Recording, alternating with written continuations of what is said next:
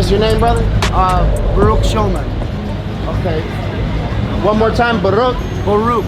Baruch Shulman. Shulman. My middle name is Matisyahu, so you can call me Matt for short. So okay. Matt for short, like Matthew. Got you, brother. Where are you from? I'm originally from Waterbury, Connecticut. Okay. And how was your childhood like growing up? Well, I grew up as a Hasidic Jew. Yes. So I mean, growing up with a Hasidic family. Well, my father was American. My mother was from Tel Aviv. She came over here, met my father, and they had me. But my father was a criminal. My mother wasn't into that because of the religion she was believing at the time. Okay. My mother went off. My father went off and went with people. Married someone else. My mom married someone else who was Jewish. They ended up converting to Judaism and Christianity. That's what I ended up doing because I found Jesus as a Jewish believer. Yeah. So then I ended up becoming a minister. Because of my drug use, I decided to find the Lord. And through that ministry that helped me get sober, they helped me become a pastor. So nice. I mean, but I still do this panhandling because I struggle myself, because I'm building myself from the ground up. At the same time, the Lord has called me to do better things for the world. I feel that the Lord has, even as a sinner, right? Even smoking weed, because the Lord says don't smoke weed. Yes. But at the same time, we are all sinners. We can't follow every single commandment at every time. 100%. Listen, I like to always think that we're always going to be sinning in the eyes of Jesus. Sometimes it's just going to be a lot. Sometimes it's going to be a little. You know what I'm saying? I mean, no matter what you're doing, as long as you do it, it's good. No matter if you're a believer of God or not, whether you have a higher power, just do good in the world, and maybe good will come to you throughout the world, even if you don't go to heaven or whatever we go after this. Maybe you'll have a hope. Yeah. A hope if you do good. If you just put goodness upon people. Did you graduate from high school? Yes, I graduated from Park High School in Livingston, Montana. Okay, any college? College, just an associate's at TCU, on the online course at TCU. Do you have any children? No. No, significant older? Yes, I'm married. Okay, married? Yes. Got you. And so everything jumping off. So during your younger years, at what age and what chemicals? You said you dibbled and dabbled with drugs. So what age and what were you? Around 14 years old, I moved with my father. So at that time, my father was a big drug dealer. He dealt with methamphetamines, from methamphetamines to marijuana, to simple marijuana, or to your like heroin, fentanyl. So I mean, I was exposed to heroin. I was shooting heroin up at 14, 15 years old, smoking out of the bowl.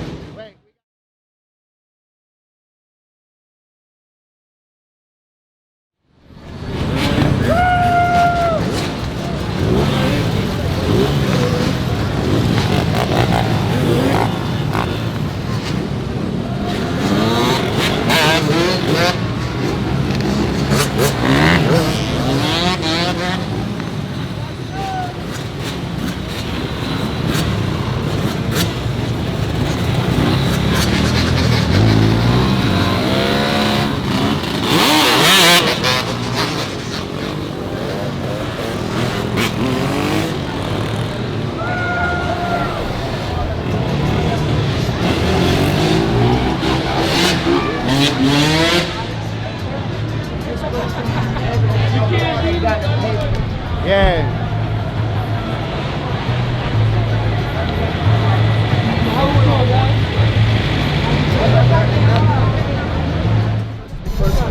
All right, so let's try this back.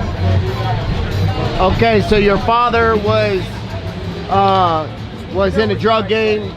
Yeah. How long did you live with him while that was going on? Well, I was living with him for about maybe a year and a half.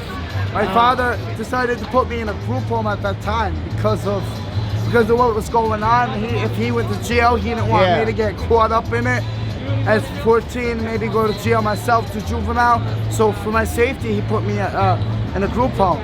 He did a fatherly thing. I'm fucked up right now. I'm doing the wrong thing. I'm gonna save my kid, is what I think my father did. Yeah. And at the same time, I can't be mad at my father for doing that. When I was in the group home, I was, but I can't be mad at that for today because at the same time, he was trying to protect me from what he was doing. Was not good for a child, and he figured that out in his mind. What was that like growing up in a group home? Well, I mean, until high school is really when I was in there and I was on my own. But it was hard. I mean, I grew up with staff members, people that were being paid to watch me and take care of me. How many other kids were in the group home? I mean, there was units, so it was like 7 or 8 per building. So I was out in Montana, so it was like big trailers that they had us in. Was there any violence or anything that was happening there? There was some violence at the day treatment, which is more in the downtown area of Billings, Montana, which is a lot of more violence in their facility, in their kitchen facility. They had a lot of violence because people would sometimes argue and they'd be like ba ba ba, trying to bust each other up. But the staff eliminated quick. Like kitchen staff are even trained in restraints. Like they'll come out and pop you in a restraint, like out of the kitchen, rah. They pop you in a restraint and they separate it and de-escalate the situation. Now, being out here, how do other Hasidic Jews look at you when they walk past during the day? I mean, they don't judge me. Hasidim don't really judge me. It's the regular Orthodox. Regular Orthodox looking at me as a person who believes in Jesus and look at me, you're blasphemous, you're a fake, you're this, you're that. Hasidim, you know you're Jewish, right? You know you're from Abraham, Isaac. You know what God you're from, right? You're the chosen people. You know that, right? Yeah. You're Jewish. That's all the Hasidim, people that practice Hasidus. I practice Hasidus, but I don't practice Orthodox Judaism. I practice Christian. I'm a Jew that practices Christianity, but I keep traditional wear, like clothing and stuff like that. Okay. But I practice the art of being Jewish. Gotcha. And have you faced any type of violence or anything out here since you've been out here? Well, I was in there a protest that had to do with what was going on with Palestine and Israel. Yeah. I'm kind of neutral on that topic because I want. 1 second. Now that you touched on that, can you give me a quick, short version of what exactly is going on in your opinion? My opinion, I think... And not your opinion on it, but your opinion of what exactly is happening. What exactly is happening is they're fighting over land. Israel, Palestine wants Israel to give the land that they live on to them. Yes. And we want them to give their country to us. So at the same time, I don't agree with Israel. At the same time, I love my country. I will stand for it to the end, but I disagree with that point. That's my opinion of how I feel on it. But at the same time, I'm neutral because my idea is I want peace and love. That's what my beliefs are of peace and love. And there not being peace in Israel looks bad for the ending of time, which is what I believe in. Got you. You have any questions for me?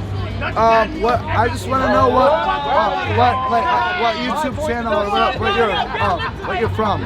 The channel is called Morals Over Money. Morals Over Money. Morals Over Money. You search it on YouTube, you'll find that I do a lot of interviews. Whenever I get it, next time I get on my channel, I'll look you up and I'll subscribe. I got you. Yep, I do a lot of interviews with people that are homeless, people that are suffering from mental health, drug addiction, all that type of stuff. Yep. Yes. Whoever you are, I want you to subscribe to this. It's a good thing that he's doing this. It's a great thing. Subscribe to this man. Thank you, brother. Any questions for me? No, that's just it. Okay. Thank you. Well, I thank you, brother, and I appreciate you, and I hope you have a great night, all right? You too.